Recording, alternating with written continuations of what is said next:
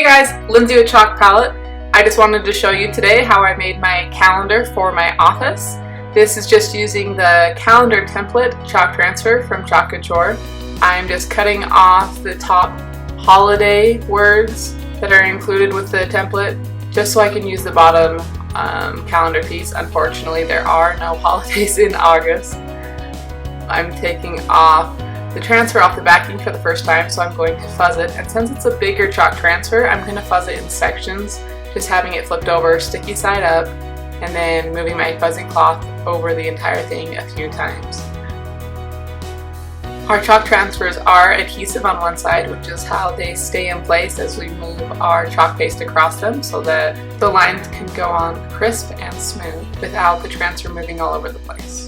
Because this is a big transfer, I'm just putting some chalk paste around in the different areas so it makes it easier to smooth. I'm using our large handled squeegee. I love this squeegee when it comes to bigger projects, when you have more area to work through. And then again, because it's a big transfer with tiny little lines, the chalk paste can dry out in those lines quicker than it normally would, because our chalk paste is meant to dry within a few minutes. And so I'm just peeling it up as I go so I don't have to worry about the lines drying out and getting stuck in my transfer screen, as I make sure the chalk paste gets everywhere and I scrape off the excess paste.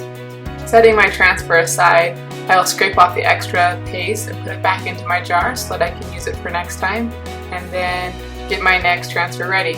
Now I'm going to use the calendar months chalk transfer, specifically cutting out August, so I can complete my transfer for this month, and then next month I will obviously use September, and it will be really easy to switch out and update my calendar each month, which I'm really excited about. I love calendars. I love time and tracking time and marking things off, and so this calendar is just going to make me happy.